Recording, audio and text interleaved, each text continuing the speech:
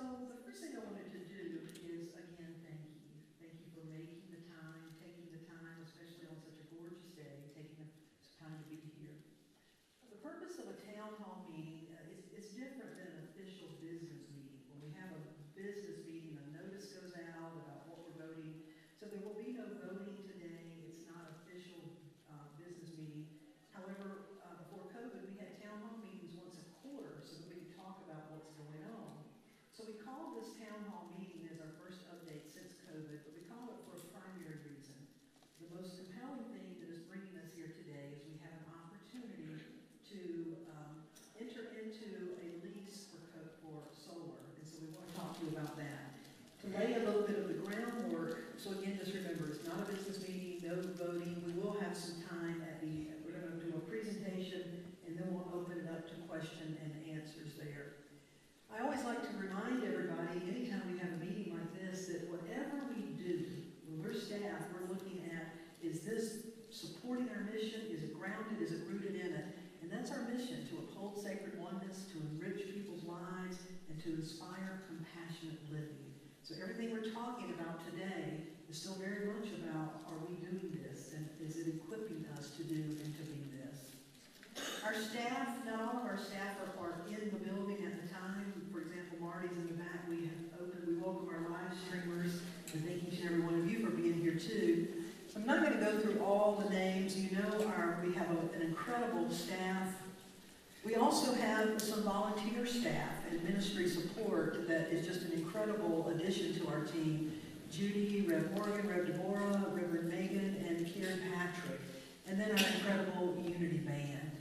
In the midst and beyond all of that are you, our volunteers. It really does take this village. So I want to take a minute and thank our staff and thank our volunteers and each and every one of you for all that you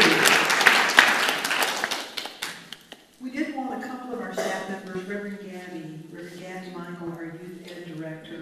Is there anything, Gabby, that you wanted to share with everyone today that is going on in the youth department? I'm going to give you a microphone so that our lives can come up here. I come bearing weapons. We're making scarves for the homeless right now, so that was a really cool. Hold it very close to you. Oh, sorry. We're making scarves for the homeless, so we started that project today, and it was. Our goal was 60, but I think with our cutting skills, it's probably going to be 50. So I think that's what we're going to be. But yeah, we're making a bunch of scarves for the homeless right now. And we're just, working on the program, building the program. That's about it. Thank you, Reverend Gabby. She and Reverend Barbara Ann just attended some training with Unity Worldwide Ministries. We're constantly looking at how to bring our youth program back full speed. Part of that will be Megan Goshevsky. Megan, if you want to stand up. Megan and Jessica Ayala are going to be stepping in to help get a teen program going. And so all of that is just we're breaking ground on what that would look like. And let's see, Linda Jones, would you please stand? I wanted to make sure that you had an opportunity to meet Linda Jones. She came on board when I was on sabbatical because I asked, I know Linda, and I know that Linda has worked previously as an administrator for the church. She's just very deeply rooted in her own spiritual practice, her spiritual life.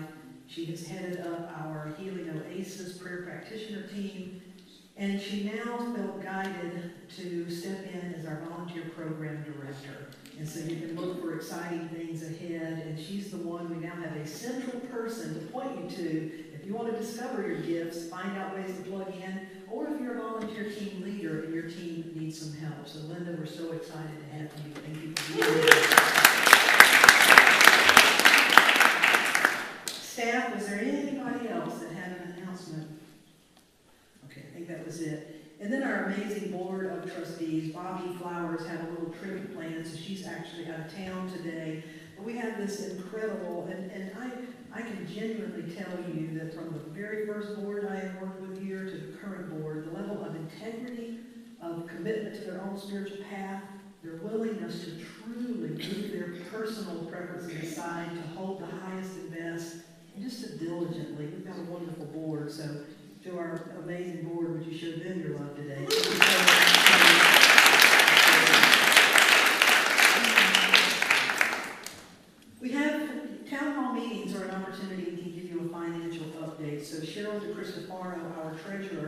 who is our entire board. Our church is really supported by Judy McCowan. Judy, would you please stand up? Judy is a retired CPA. Never have I had a CPA at my beckoning call, and it's just wonderful. She's so generous with her time, the way that she supports us, and looking out for the church's best interest. So I truly want to thank her for that. So Cheryl, will you share with us your treasurer's report? Yes. Is this on? Yes. Okay. Thank you, Reverend Darlene. I'm going to go through this rather quickly. It's really a 50,000-foot view of what's going on financially with the church. This information, keep in mind, it's as of September 30th of this year. So you'll see at the very top that it's been a slightly growing trend since the first of the year, but it's a net loss of $5,920. This is a trend that can be reversed, and we'll talk a little bit about that more. But we can correct this, and it's very possible to do that.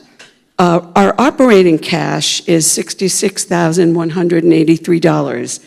This is what keeps the lights on in the church. It keeps the church warm. It keeps the church cool. It pays salaries. This is keepers of the light. These are your donations that come in that keeps us going. And we depend on your pledges and your monthly payments toward that end.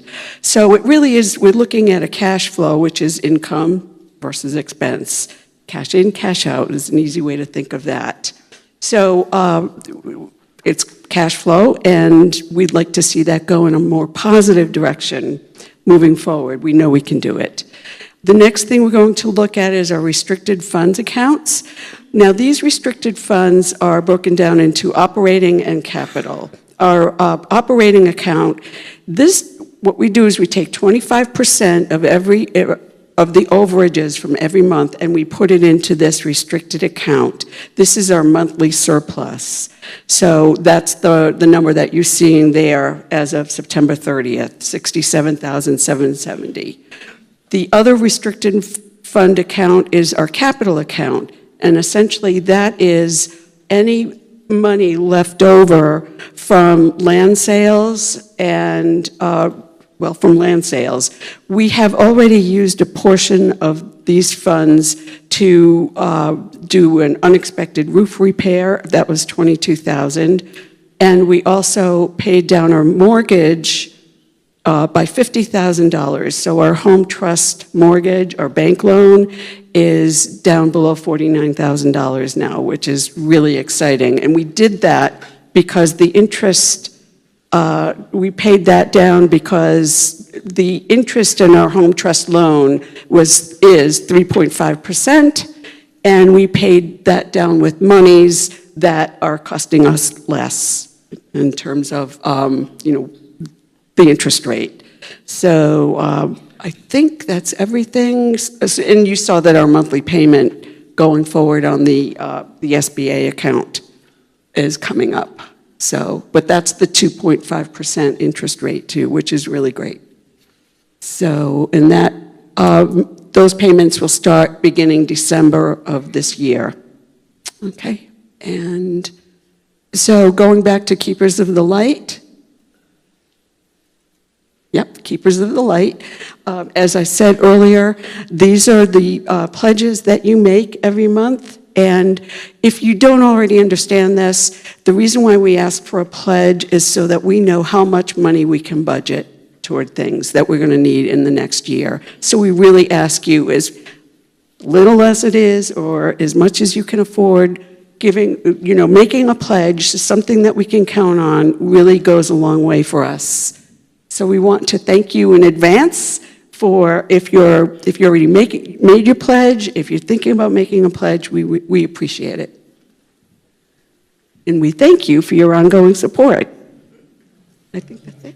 Judy, anything we should add to that? No, perfect. Carol, you have a question about that? Yes, she mentioned roof repair. We'll get to that. Okay. Yeah, we definitely will. Thank you for noticing. I'm not sure we touched on the raise the roof part of that. The raise the roof, so if we look back, I think we touched on all of those, these monies in the fund. So Raise the Roof, remember, was a 3-year capital campaign pledge where we added stuff out here and doing improvements to the building. The total cost of Raise the Roof, Judy, wasn't that about $585? See, she knows these things. It was $585,000. From the $585,000, we currently owe $49,300. Our goal is to get that paid off. Give yourself a hand. And that happened. Our capital campaign consultants, we literally launched this and then had to close the church. They literally looked at us and said, "We've never been in this. Good luck. I don't know what you're going to do." So this is what's left. These are the outstanding pledges. Some of these folks, because of COVID and everything happened, some people have said, "I'm not going to be able to fulfill mine." Some people have said, "I can pay more." But if all of these are fulfilled, and we have until the end of this calendar year, by the end of this calendar year, we hope everybody can make as good on their pledge as they could. But if everybody were to follow through with their pledge, you see we'd have a little bit of surplus that we could put back in the savings, which we had to pull from some of our savings there. Does that answer the question about Raise the Roof? On the previous slide, it said Raise the Roof 7,000. What's that? That is, okay, so Carol, you need to be on board. That's good. That is payments that are coming in, because like today, some money may have come in. So anytime money comes in for Raise the Roof, it's like trust fund money. It's protected. It always goes there. So eventually, we will take that $77.40 and put it to pay down this right here. Yeah. Anything, that's really good questions. Anything else that may not have been clear with Karen? I wasn't clear on what the SBA loan, 250,000 or 60. So the SBA loan, what happened is during COVID, the government gave nonprofits for the first time, one of the first times they've done it shared. The first time ever. The first time ever, governments offered the church the advantage of a low interest loan. Now in churches, when we go to the bank and get a loan, because there's not an individual that is securing that loan, we can only get like a 5-ish year loan at a higher rate. And so you're constantly having to renew. So when we found out the SBA would loan us $250,000 at 2.75%, it was no question, we're going to take advantage of that. So we've been able to apply this money to operating and then use those surpluses. We paid off our current mortgage. We paid off those things. So when you think of that $250,000, what has been spent has helped fund operations so we can take that money to pay down loans. And where's the amount? And then this amount that we have left here, the right here, you could essentially say that that's what's remaining of that $250,000. So it's essentially like taking out a consolidation loan at a lower interest. While the government is a 30-year loan. Right.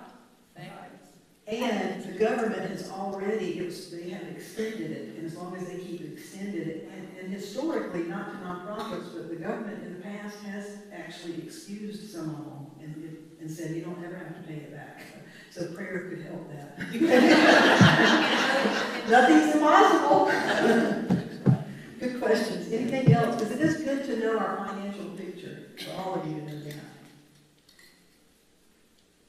All right, and if anything else comes up, we'll be glad to circle back to this. Now, Carol had mentioned, Cheryl touched on something that we're going to talk about that when we were doing Raise the Roof, something that wasn't covered, so we'll get to that in just a second.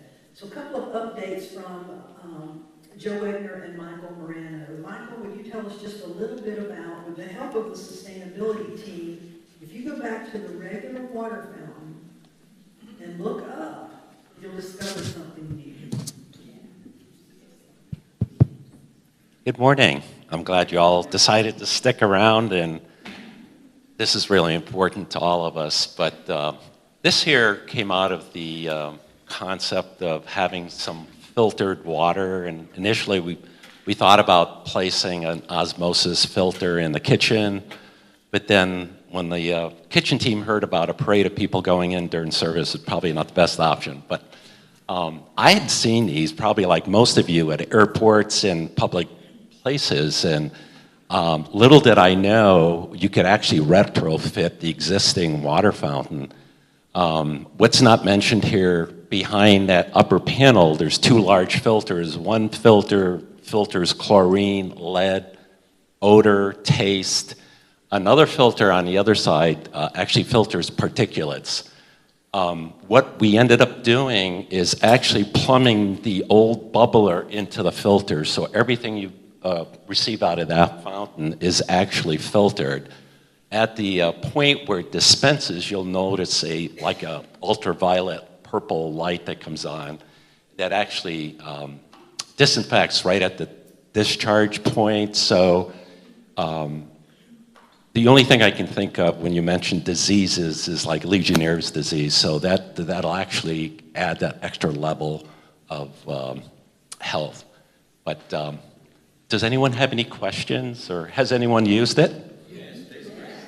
Awesome. And it's through the encouragement of our sustainability team, because our goal is to reduce our carbon footprint, no plastic, things like that. So I want to acknowledge that of our sustainability team and Michael, our whole board, for investigating this. Yeah. We have some of the best water in town. Fill your bottles and enjoy. Yeah. Much gratitude to the sustainability team, because they paid half of the cost. So thank you.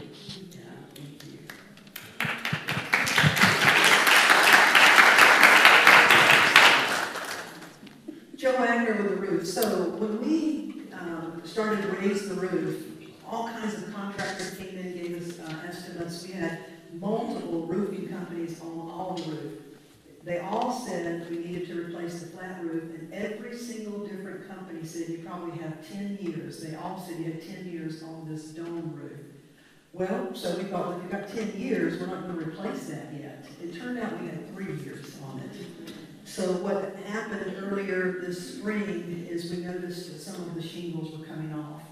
Called someone out to look at it, and sure enough, it was time to replace it. It was time to replace it. And Joe Wegner was the one that did that legwork. Joe, you want to tell folks about that? Thank you, Darlene. Yeah, we just happened to notice that several shingles up in this area, the topmost, were peeling away.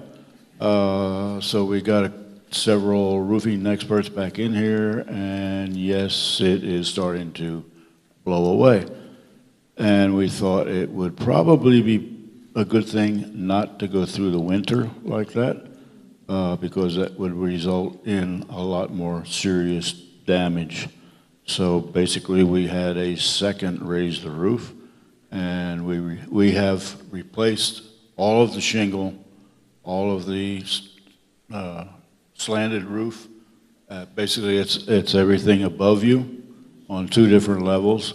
A total of 6,600 square feet. And it's done, and I have to say it's one of the better quality jobs as far as installation and cleanup that I have seen from a roofing contractor for a long time. So.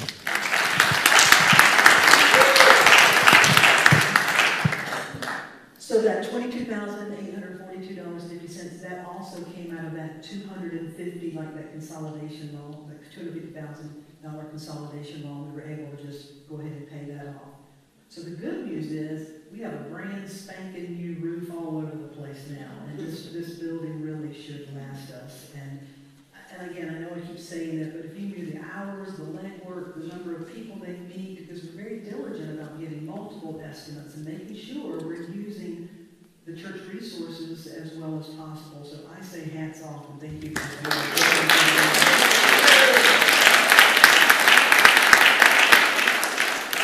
when you hear Joe Wagner's been on the roof again, or Dick Allen's been on the roof again, you know something's up. So that leads us to, in just a moment, we will be introducing Laura Combs. She's a senior sales associate with Eagle Solar and Light. The whole board, again, has been working on this, but Michael Moreno and Bobby Flowers have probably been in the closest contact and did a lot of legwork on it. So we start with this. Why are we considering solar and why this company?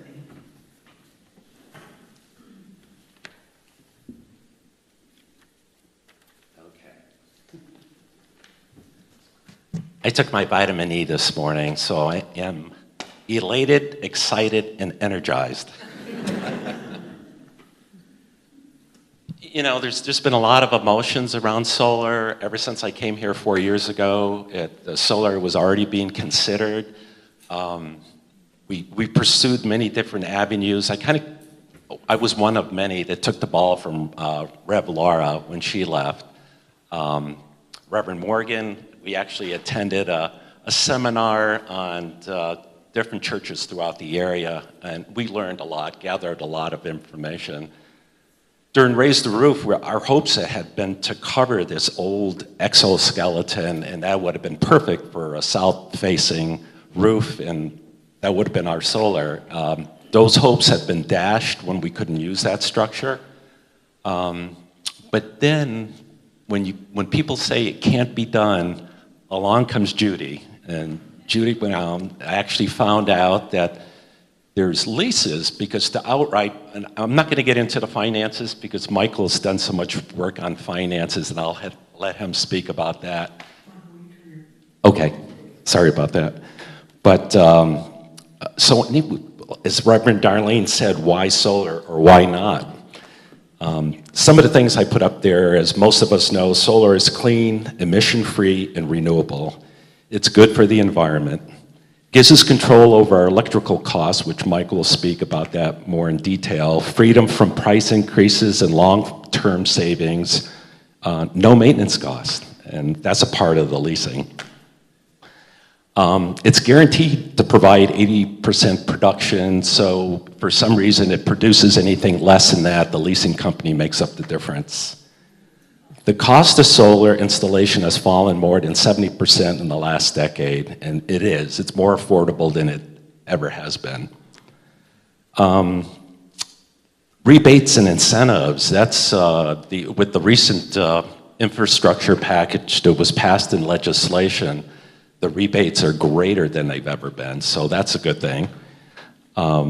And the benefits are surrounding community by local generation versus utilizing long-distance transmission lines. And maybe some of you might know this, but say, for instance, our power comes from Lake Julian, from that gas-powered power plant, and the further you are from the source, the more that's lost in energy or through heat, through being transmitted through the wires. And typically, sometimes, if you're at the end of the grid, that could be 70% loss, so you're only getting 30% of what that power plant's putting out. So it's pretty significant. This is going to be local generated. Lastly, it's what we as unit, being a unity, that's what we're all about. So I need to push my emotions out of the side and know that all that's been done in arriving at this point has been done with these beautiful people behind me. So this has been concerted effort, a lot of energy, a lot of thought.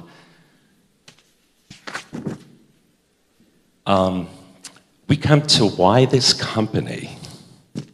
Well, personally, I'm going to say why not, because they've been amazing to work with. They're just such a joy. The other thing too is leasing is relatively new in North Carolina. There's been many leases or lessors that licenses that have been issued, but they're the only active company that's actually issuing leases at this time in the state. They've offered creative financing, which Mike will speak about. What touched my heart is they really have a passion for nonprofits and marginalized communities. Done a lot of good work. I urge you to go on their website. You can see many of the projects they've done. Our BOT, our board, is actually, several of our members have reached out to several references, and we've gotten really good feedback from them. The other thing we wanted to be cognizant about, and is who we are at Unity, is Reverend Darlene. At the beginning of most services, she'll ask that you silence your cell phones. There's so much radiation that's passing through the air in the form of microwaves, cell service, Bluetooth, you name it. But the building itself, as you know, most of your appliances give off frequencies and static. I remember when I was young, my mom would turn on the beater or the blender in the kitchen and the TV would get all fuzzy. So that gives you a little idea of what's going on. But even the new LED light bulbs give off a frequency, and not quite sure if all of that's so good for us. So we're trying to mitigate anything that the solar system might offer us and what we really don't want. And it's really been working with Marianne. She's been a godsend, and she's given us some great suggestions.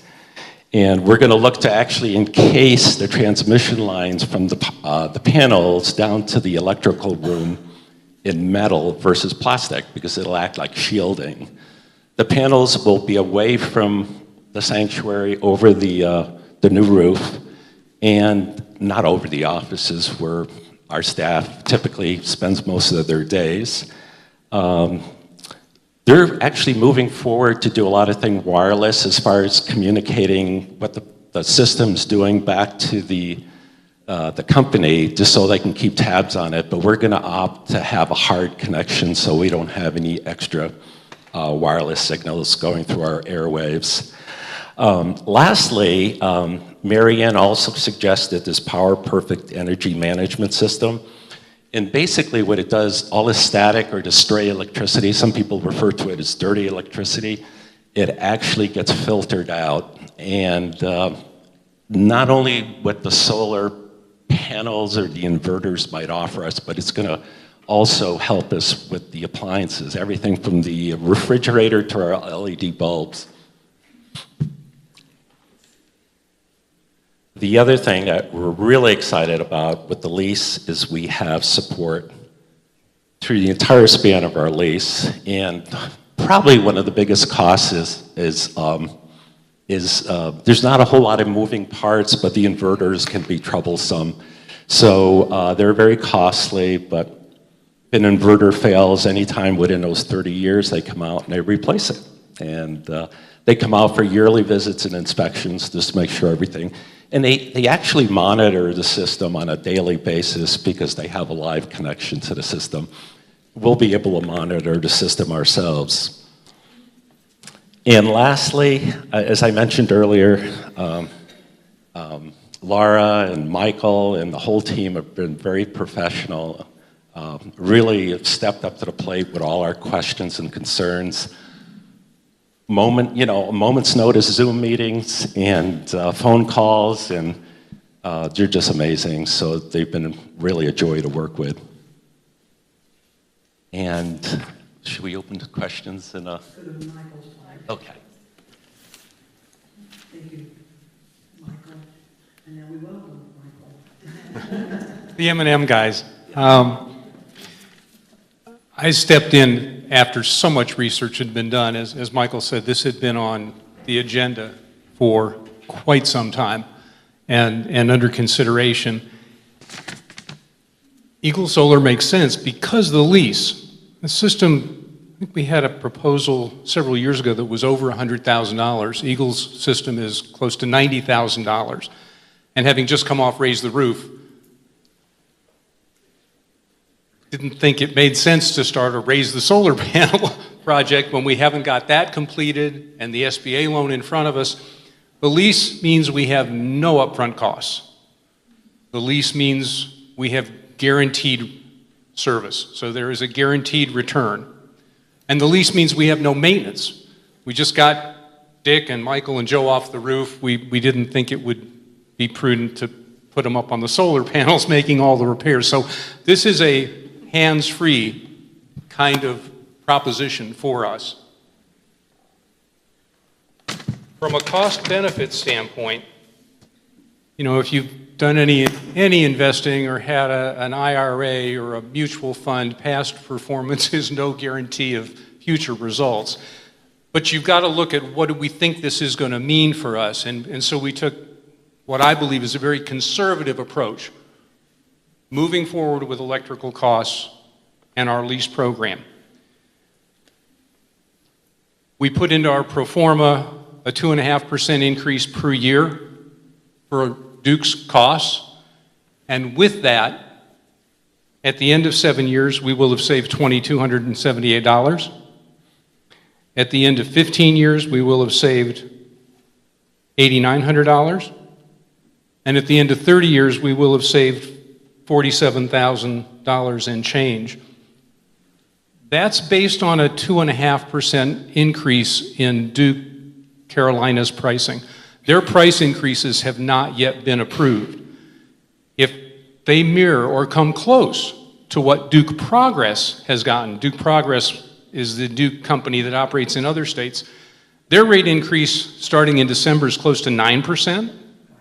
It's 3.9% in 2024 and 3.6% in 2025. And all of this is being driven by old infrastructure, conversion from coal to natural gas. And if any of you are using propane or natural gas, you know what's happened to the prices in that arena with the conversion, the excess demand. So we believe this is a very conservative approach, and it gets us to where we can afford the system without having to finance it ourselves. But this is not just about cost. It has to make sense cost-wise. I mean, that's only prudent for the church. But from an environmental standpoint, over the 30 years of the lease, we eliminate 523 tons of CO2 emissions. We eliminate the equivalent of 1.2 million car miles. And we add the equivalent of having planted 7,800 plus trees.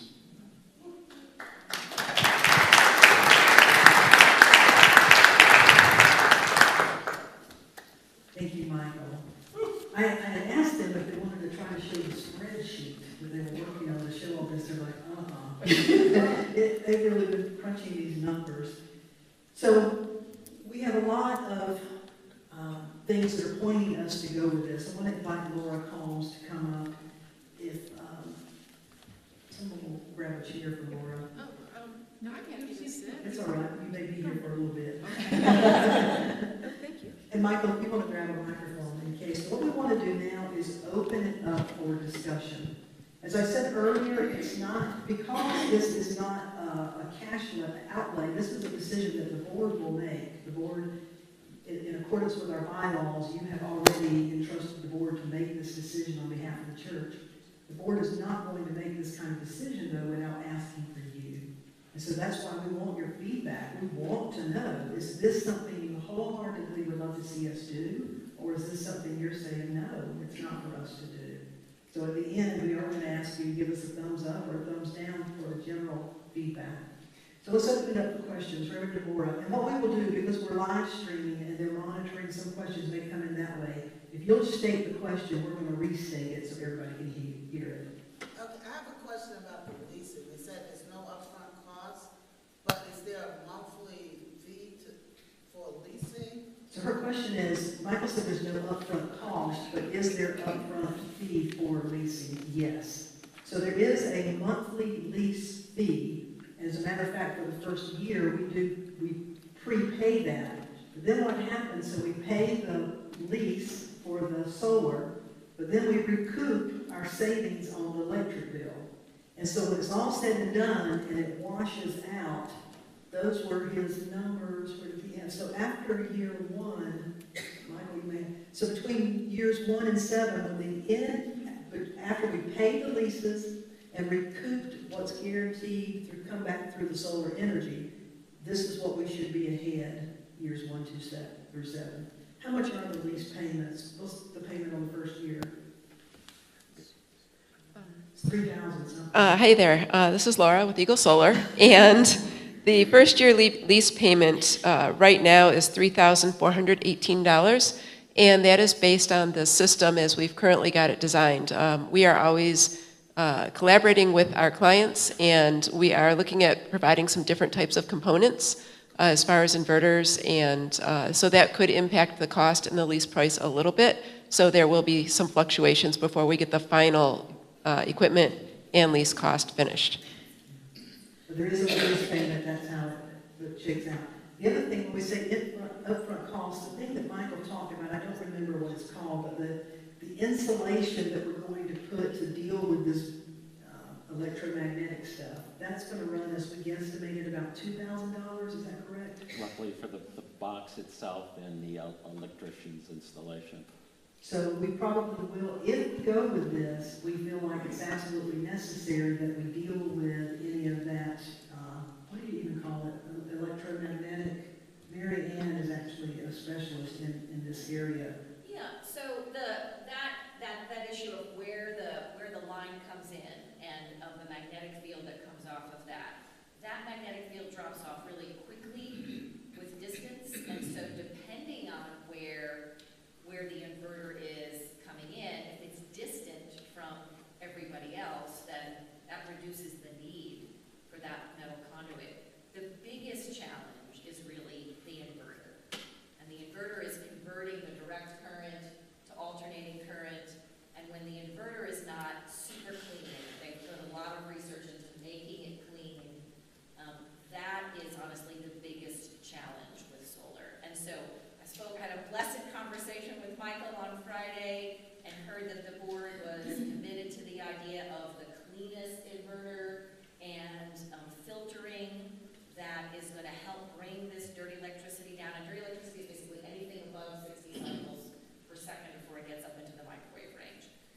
And so the church's commitment to being willing to do a clean inverter up front and the best of the filtering that is proven by the peer-reviewed science. And I don't make any money from the particular company that I suggested, but it's just what our independent researchers have found in terms of looking at solar systems. So solar can be an EMF nightmare, and yet when there's intentionality at the front end to go in with a good inverter and good filtering, then it can really, get us to 90% of clean. So I'm really grateful for everyone's willingness on the board to be able to make that great decision for our health and the environment. Thanks. And thank you, Mary Ann. Yeah, very, very helpful. Karen Eve. I have 3 questions. Okay, 3 questions. Let's take one so everybody can hear them. Okay, the first one is, what is the maximum amount of energy we can produce that we will be fully credited for? What is the maximum amount of energy that we can produce that we will be credited for? Fully credited for. So the system as we have it designed produces just over 33,000 kilowatt hours a year. And you will be fully credited for all of that energy except for from about April 8th until June 1st. You'll be overproducing, and Duke will take those credits on June 1st. And so Duke will resell the excess that we produce? I guess you could say resell it. They just take it for free. So yeah, I guess So if we produce it, they get it for free? Yes, and it's a relatively small amount. All right. And then the next question that I have is, how are we recouped or made whole if we do not produce 80% consistently? If we ever drop below, how's that handled? So let me hear, so everybody on live stream here. So she's asking, how are we recouped if we don't generate, because the company is saying, we're going to guarantee you 80% of what we're saying you're going to get. And then the question is, well, what happens if it's shadow, there's no sun, and we don't generate that much? What happens?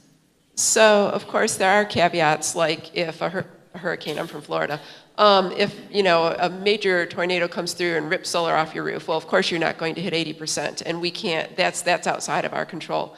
But if there are equipment problems, things like that prevent you from hitting that 80%, then the leasing company, which is called SunWealth, will cut you a check to make up the difference so that you're guaranteed to hit that amount.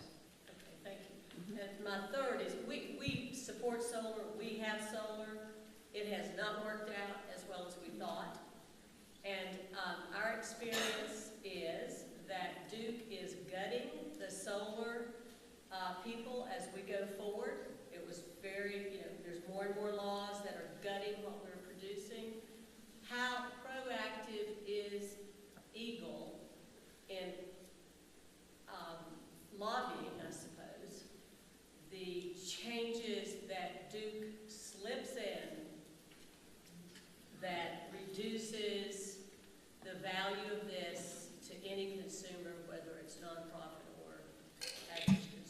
Right, Hold on, so let me see if I can restate it. It's okay, just restate it, because we've got people online listening. So if I understood you correctly, Carrie and Peter have solar.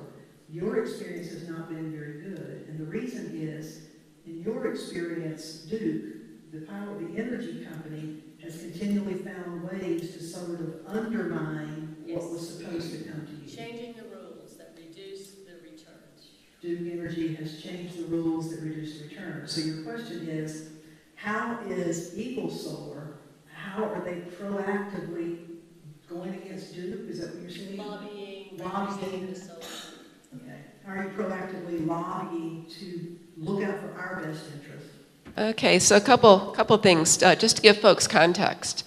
So what happened in your case is you have a residential system, and Duke did go ahead and change the way that they net meter or deal with the credits that residential systems produce. My company is a commercial-focused installer, so I'm not fluent in the residential issues. And thank goodness there are a couple of companies in the Triangle that did stand up to Duke and go toe-to-toe, and they did find a compromise that is much more beneficial for residential systems. And I don't know if that has filtered over to you yet. In addition, we don't have a perfect crystal ball as solar installers, and not certain if, when, or what any future actions in relation to the commercial market will look like. As of right now, there is nothing proposed here for North Carolina, so that's a good thing. And as far as what we do directly as Eagle Solar, we have not lobbied in the legislature, although that's likely to change this year with me, going down there to work on getting more incentives for our underserved communities and nonprofits. So that's part of it. That said, the North Carolina Sustainable Energy Association is our formal trade group, and they are front and center at the General Assembly trying to combat these issues. And I hope, and I just got appointed to the board, I'm hopeful that they learned that they should stand stronger against what happened in the residential sector. I have lobbied on other issues at the General Assembly, and I will say that it was frustrating for me to watch our trade group not stand as strong as what the private companies were able to do. But, again, there's so much on their plates to balance and juggle, because if you were to follow all the issues at the Utilities Commission and at the legislature, the North Carolina Sustainable Energy Association is an amazing organization that is covering so many different aspects of challenges related to Duke Energy and how they impact our clean energy possibilities and net metering and so much more. So, they made their best decision, and the installers felt like there was a better outcome, and they went ahead and got it.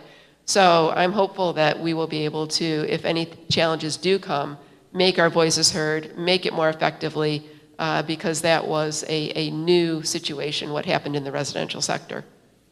Thank you.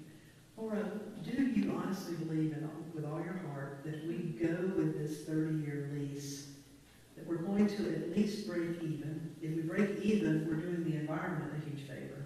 Are we going to at least break even, do you believe?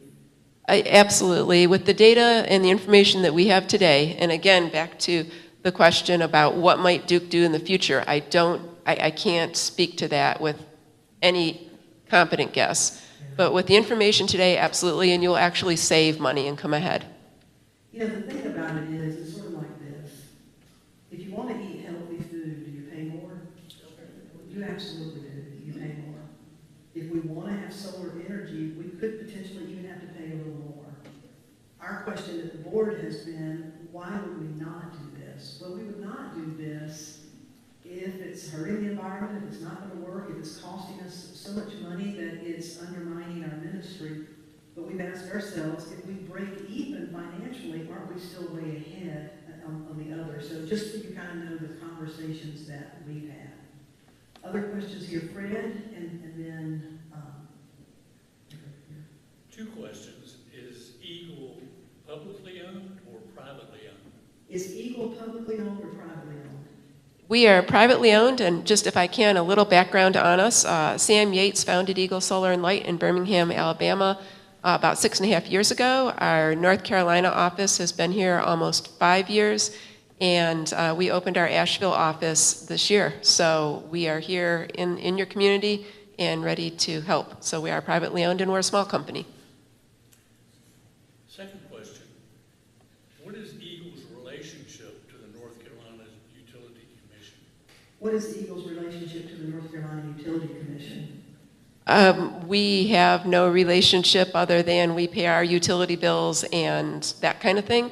And also, we do sign on to letters registering concerns we might have related to topics that the Utilities Commission might be concerning, but we are not actively appearing before them or influencing them. Nancy? Years ago, I worked for a solar company, and I know what Karen was saying is correct, because, you know, as the national standards for the amount of renewable energy decreased from what the utilities were being told they had to reduce, the rates that they were paying customers decreased radically. And I worked with a large commercial installation, Fletcher, they were able to sell it back at like 13.5 cents, and now I think it's down to like maybe 2 cents. But if the rates continue or should come down, I'm assuming that what we produce will more than offset our usage, if that's correct. How do I reframe that, Nancy? That we would be in a surplus. I mean, we're gonna be selling back on the grid through net metering. So Nancy's saying she's worked with solar before, and you're acknowledging we're going to be selling back to the grid through net metering. Right, and just so that if the amount that Duke will pay us for what we put back on the grid decreases, If the amount that Duke will pay us on what we put back in the grid decreases, what we produce will still be enough to cover our usage. Is that will correct? what we produce still be enough to cover our usage? Good question. So the way that your production curve looks, and I don't have anything I can put up there, is that you're overproducing in the summer, so you're net metering, and those credits would be used in the winter when you are dramatically consuming more than solar can produce, because in the winter, obviously, the sun is not producing or, you know, is high in the sky, and you're not producing as many kilowatt hours. So you have your greatest needs in the winter time, and so those credits will be used for the winter. If they were to decide to change the rates that they're paying for those credits, or the amount that they're paying, then that would impact your ability to offset your winter electricity, because what you would be credited for would be, in the summertime, would, you know, be worth less if they make those changes, which are not proposed at this point. And we're not certain if they do propose anything what that would look like. So the factor I think that could kind of offset if they were to reduce what you're paid for net metering, or how they handle net metering, would be that utility rates are going to be increasing dramatically. And as Michael said, anticipating a 2.5-year utility rate increase per year. But what we know right now, and you guys are Duke Carolinas, but in Duke Progress, they have over 24% proposed in the next 3 years.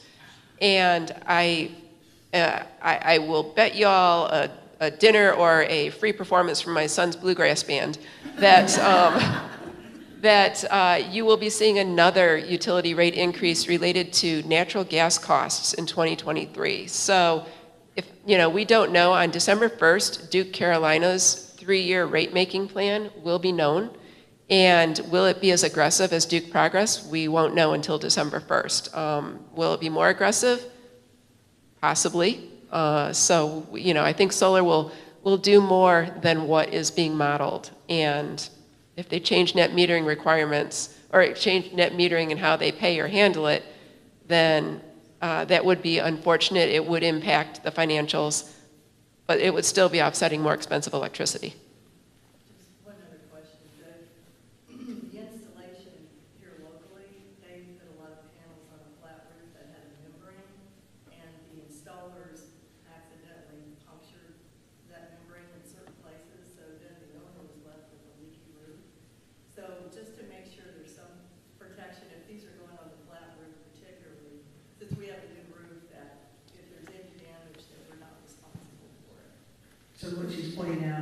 when the panels are installed, you could potentially damage the roof.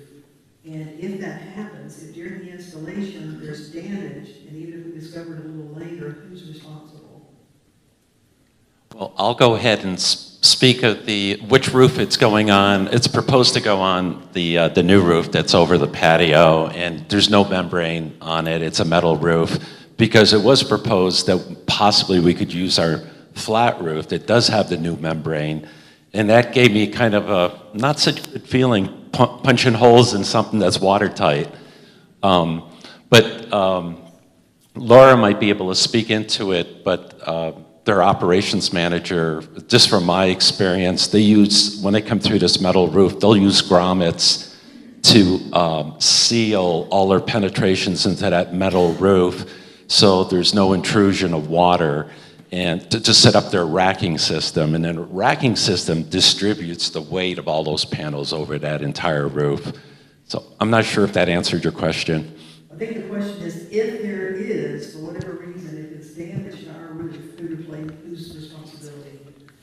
So in Eagle Solar's case, if we were to cause any damage, we absolutely would repair it back to the proper condition, to the warranted condition, 10,000%. And just so folks know, and they're not talking about using TPO, but we do not penetrate TPO roofs. That is a weighted down type of a situation.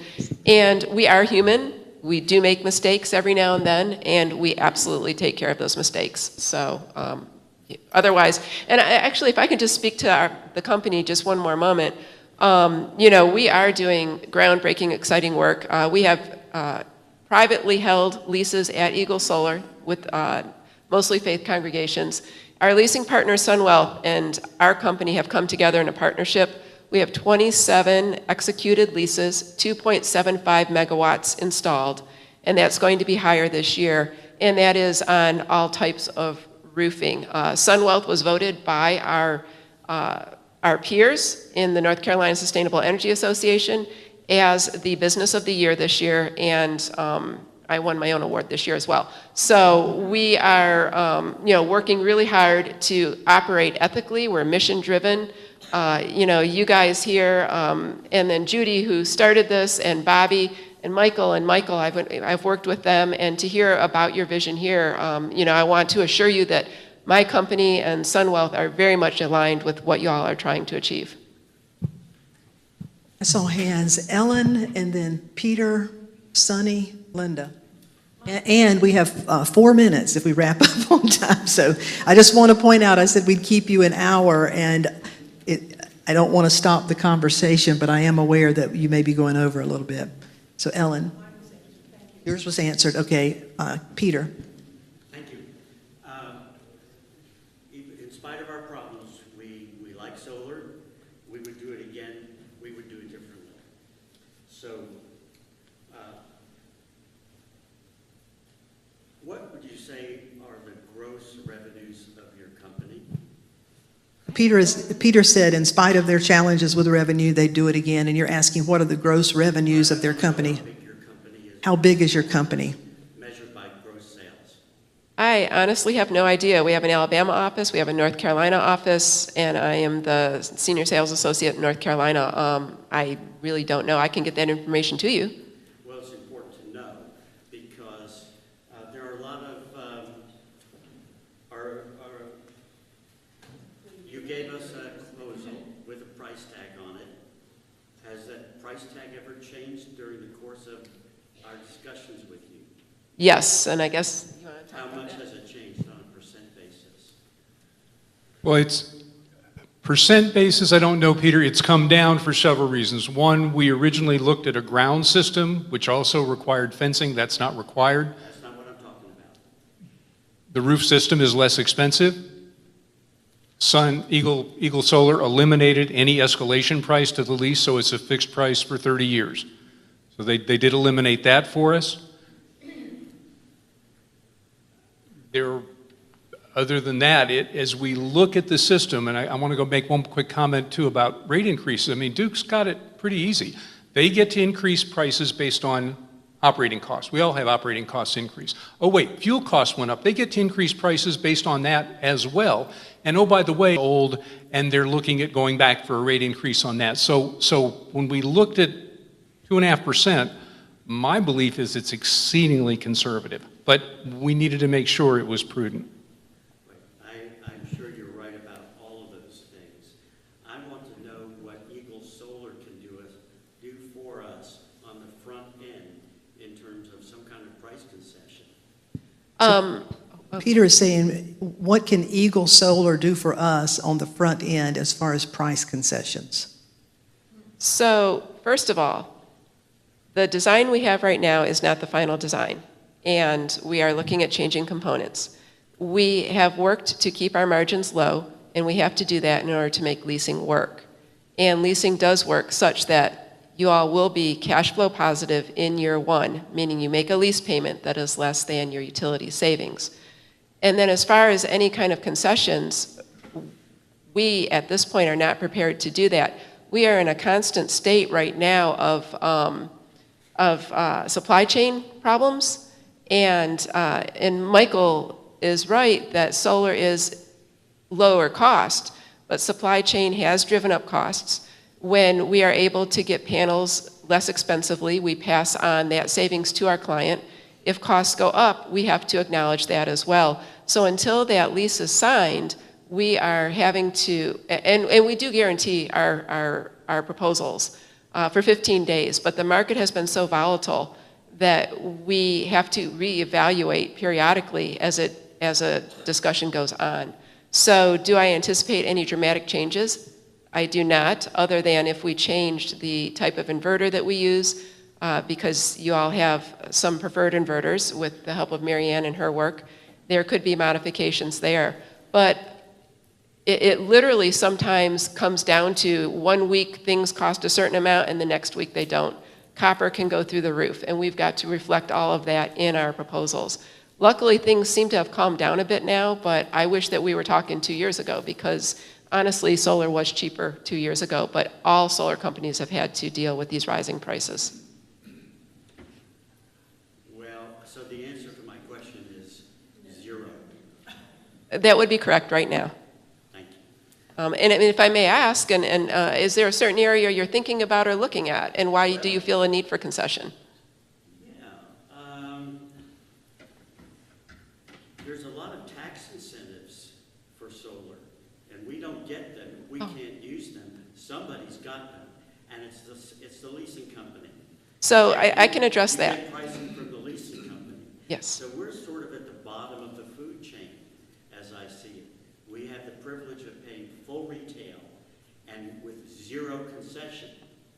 And, that's why I'm trying to find out how little of a customer are we? If our system costs $90,000 and your gross revenue, well, I never got an answer to that. So I don't really know how badly you want our business and are willing to pay some concession for it. Okay, so thank you. That helped me understand better. So, and Michael slightly got it wrong. Our proposal stands right now at $79,000. And as far as the increased tax credits, so SunWealth, our leasing partner, takes those tax credits. It used to be at 26%, and the federal government bumped to 30%. And you all cannot take advantage of that because you're a nonprofit. SunWealth, that 4% bump, they're passing, and I'm not sure how much because it's their proprietary formula, but they're passing that down to help lower lease costs. And it is working, because I'm working with other congregations that are not in as favorable a situation financially with leasing as you all, where we could not make solar work for them a year and a half ago. And now, because SunWealth is able to pass some of that tax credit through, those deals are working, and the cost of the equipment has increased since we first proposed that.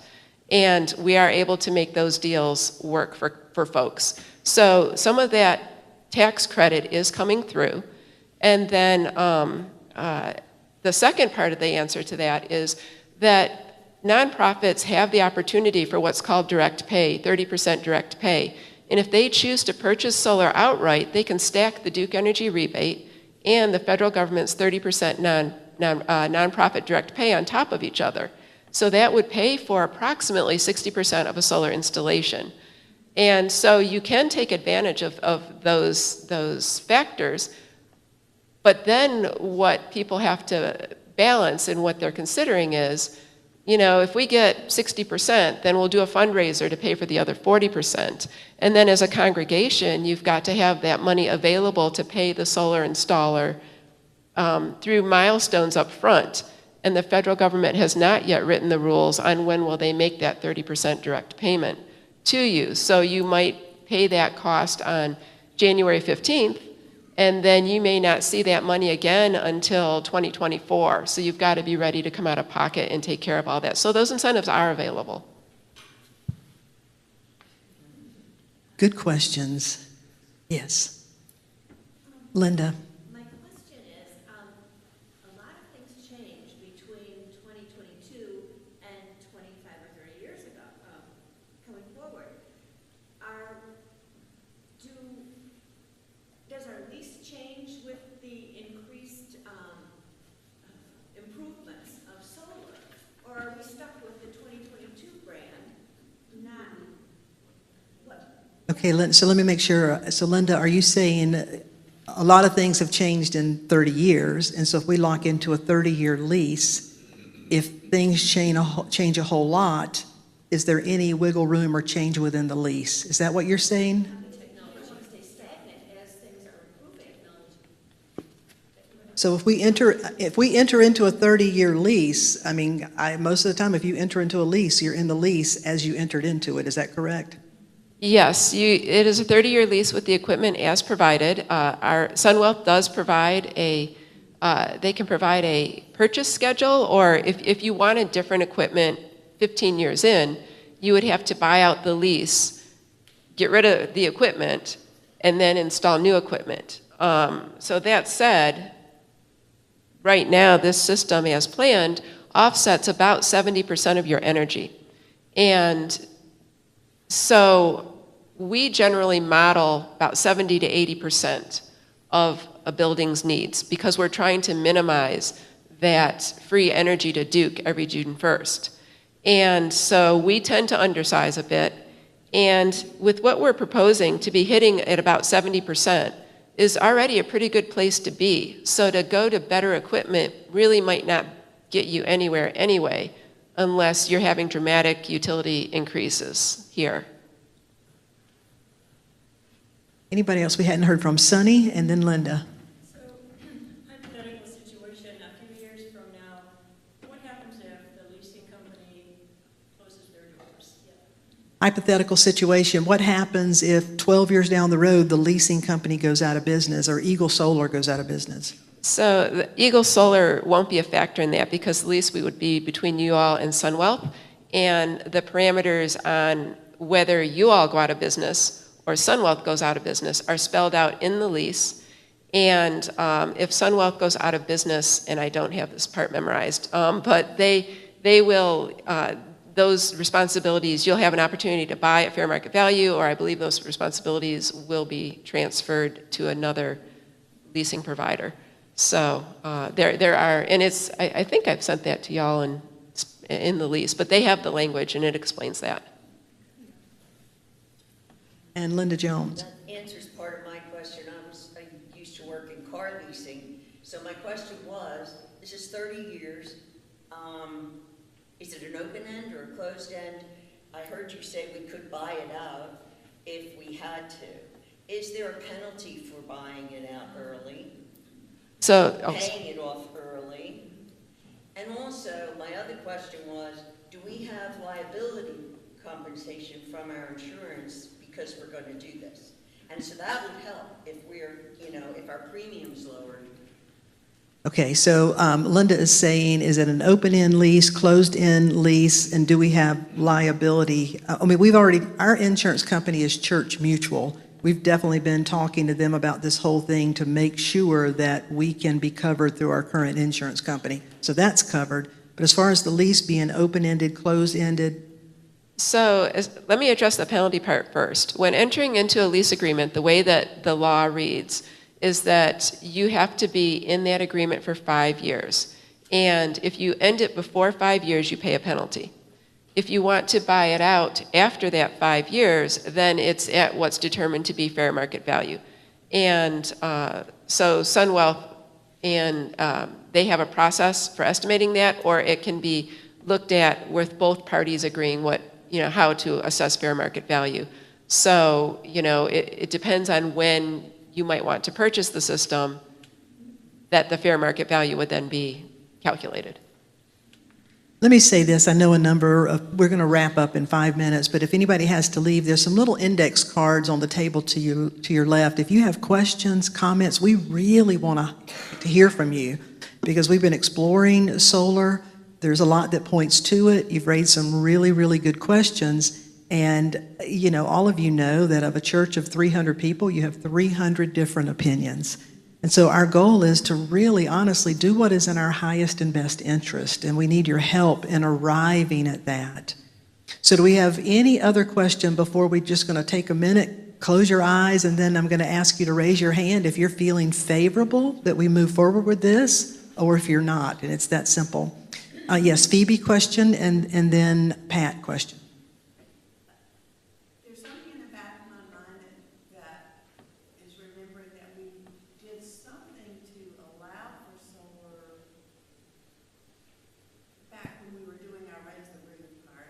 Yeah, Phoebe is remembering that when we were originally planning Raise the Roof, we talked about planning for solar at the time. We wanted to go ahead on our new roofing and put brackets for that, but because of the nature of that, roof and solar at the time, it just didn't work. So there has not been any prep work. It was pretty costly, and as it turns out, that's not the best place for it anyway. We could go on top of that new metal roof, which is actually kind of two roofs, or we could find somewhere on the grounds if we chose to do that. But we would, again, as she said, and you all know this with any lease, that you got 15 days, and if you don't sign it, then they renegotiate at current prices. So we are, going back and forth with that. There was another hand over here. Yes, Pat. Has Eagle done a similar project such as this one, putting your 62 panels on top of this particular type of roof? Has Eagle done a project with 62 panels on a similar type of roof? Well, not 62, but you understand.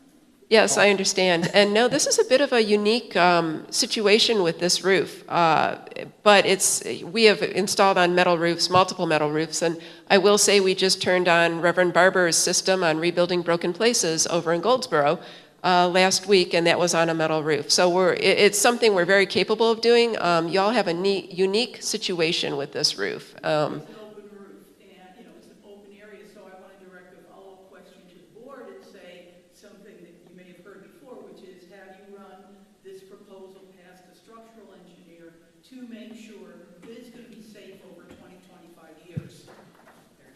Have we run it? She's. In case there's ever a claim. I was a product liability attorney. Yeah. And thank you for your help. She has been graciously helping us look over some of this as an attorney who's just volunteered to do that. So the question is, have we talked to the engineers to make sure it will support that? Absolutely. Great question. We didn't want to move forward until, because there's all sorts of loads, it's already rated for a snow load, but how much more can it handle? So Eagle Solar would not even entertain a thought without us doing our homework and showing them proof that this roof can sustain that. So we've reached out to Carolina Specialties who erected this roof, and the engineering firm out of Texas that designed this roof is actually, I'm waiting for a reply. All initial indications are that it's well within limits, but we're not going to buy anything until we see a stamped drawing and it's been approved. I strongly recommend you put a report in your church file so that 20 years from now, if there's a claim, your insurance company won't come back at you too hard. No, that was free advice from a lawyer, so thank you. She strongly reports. Suggests we put a copy of that report in our files, so if 20 years down the road, good advice, and we'll thank you again for helping us with this. All right, Mark, and then we're going to get a... Because I'm curious, what's the monthly cost of electricity for the church right now? Monthly cost of electricity right now, we average out about $1,000 a month, don't we, Judy? So it was 1,000 before the renovation, and now it's a little less. A little less than 1,000 a month is our average.